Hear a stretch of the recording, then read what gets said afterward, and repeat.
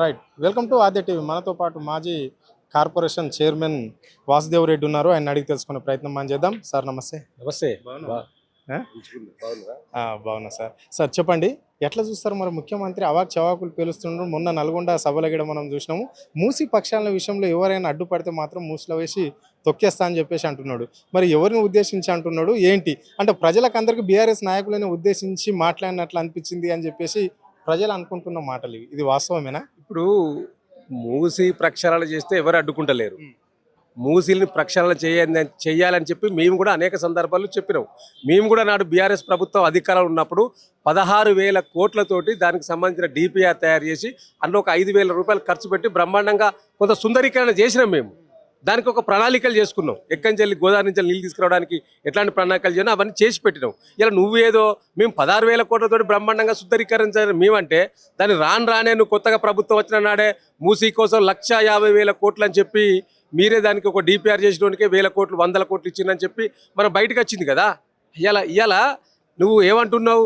నీ మూసీ ప్రక్షాళన చేస్తే నిన్నెవడో అడ్డుకుంటాడని చెప్పి అడ్డుకున్నోని మూసిలో తొక్కుతానంటున్నావు.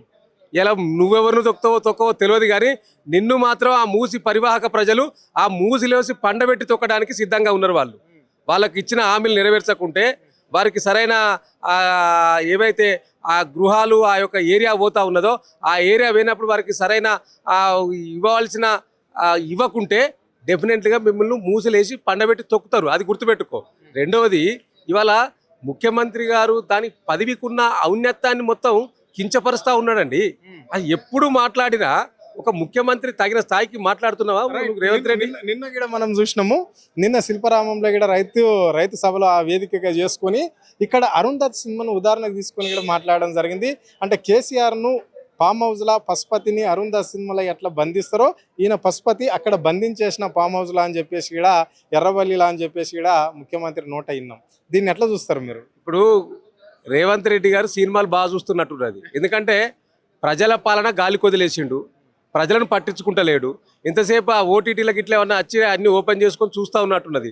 అందుకనే అరుంధతి సినిమాను ఉదాహరిస్తూ కేసీఆర్ గారు పశుపతి లెక్క బంధించిరని.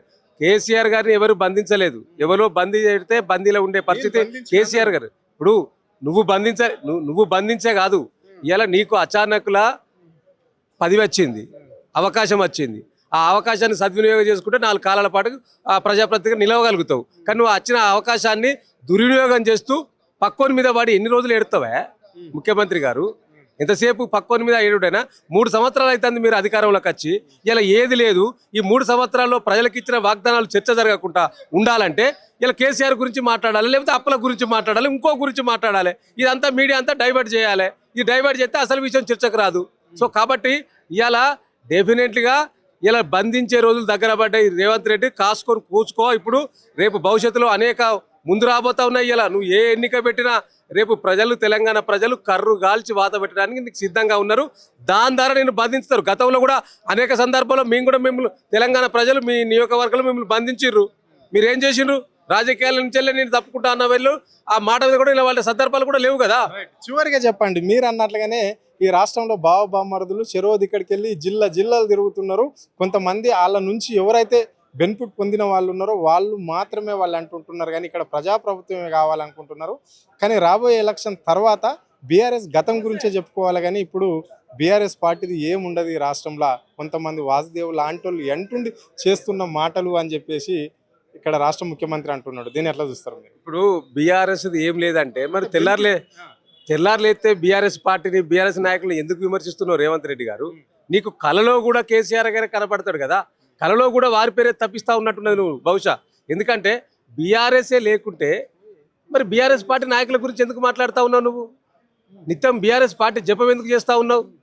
ఎలా ఈ బీఆర్ఎస్ పార్టీ అనేది తెలంగాణ గుండెల్లోకి వెళ్ళి వచ్చిన పార్టీ. ఇది ఎవరో పీకిపోవడానికి ఇంకేదో చేస్తే లేకుండా పోవడానికి ఇక్కడ ఇది జెండా కాదు. ప్రజల హృదయాల్లో నిలుచుకున్న ఎజెండా. బీఆర్ఎస్ పార్టీని ఒక గులాబ్ జెండా కాదు, అదొక ఎజెండాగా ప్రజల గుండెల్లో నిలిచిపోయింది. కాబట్టి నువ్వు ఎవడో పీకెత్తారంటే ఎవడో తీసేస్తారంటే పోవడానికి సిద్ధంగా లేదు. డెఫినెట్లీగా ఇవాళ మీ యొక్క బండారాలను మీ యొక్క అవినీతి అక్రమాలను రోజుకు చీల్చి చెండాడుతూ ఉన్నారు మా యొక్క కృష్ణార్జులు. కేటీఆర్ గారు హరీష్ రావు గారు ఎప్పటికప్పుడు దాన్ని జీర్ణించుకోలేక వ్యక్తిగత విమర్శలు చేస్తూ కుసంస్కారానికి పాల్పడుతూ నువ్వు ఒక ప్రభుత్వంలో ఒక ముఖ్యమంత్రిగా ఉన్నానే విషయాన్ని కూడా మర్చిపోయి మాట్లాడుతున్న తీరును సభ్య సమాజం, ముఖ్యంగా తెలంగాణ సమాజం అసహించుకుంటా ఉన్నది. ఇంకా నువ్వు ఎప్పుడు మారుతావో తెలియదు. మారవయ్యా, మారి ప్రజాపాలన దృష్టి పెట్టు. ప్రజాపాలన గాలి కొదిలేసిన నువ్వు, పాలన లేదు ఇక్కడ. పాలన కనిపిస్తలేదు. పాలన కనిపిస్తే నువ్వు దాని గురించి మాట్లాడతావు కదా. నువ్వు ఏ మీటింగ్ పెట్టినా మీటింగ్ సందర్భం లేకున్నా ఇష్టం వచ్చినట్టు, అది స్కూల్ మీటింగ్ అయినా, పిల్లలతో అయినా, రైతులతో అయినా, ఇంకేదైనా కేసీఆర్ విమర్శించడం తప్పితే కేసీఆర్ ప్రజల హృదయాల్లో నిలిచిపోయిన నాయకుడు. ప్రజల కోసం, ప్రజల పాలన ఏ విధంగా తీసుకోవాలని ఒక ఆదర్శవంతంగా తెలంగాణ రాష్ట్రాన్ని తయారు చేసిన నాయకుడు కేసీఆర్ గారు. ఇలా రైతు బంధు అనే పథకం ఆలోచనలు ఎవరికైనా నచ్చేదా? గతంలో అనేక మంది పాలకులు పరిపాలించారు కదా రాష్ట్రాలను. ఏ పాలకుడైనా రైతులకు పెట్టుబడి సాయం ఇవ్వాలనే ఆలోచన చేసినోడు ఎవడన్నా ఉన్నాడా ఈ రాజకీయాలలో? చేసిన నాయకుడు కేసీఆర్ గారు.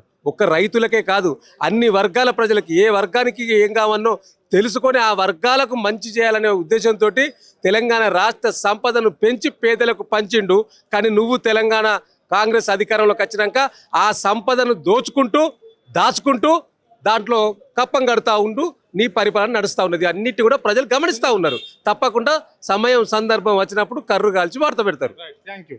ఇది పరిస్థితి. అంటే ఇక్కడ రేవంత్ రెడ్డి ఆయన కావాలన్న బీఆర్ఎస్ నాయకులను టార్గెట్ చేసి మాట్లాడుతున్నాడు అని చెప్పేసి వాసుదేవ్ రెడ్డి చెప్పడం జరిగింది. పాలనను వదిలేసి ఏదో ఆయన చేసిన 6 గ్యారెంటీలను పక్కతో పట్టించడానికి ఈ ప్రయత్నం అని చెప్పేసి చెప్తున్నాడు. కెమెరా పర్సన్ కళ్యాణ్ తరుణ్, ఆదే టీవీ, హైదరాబాద్.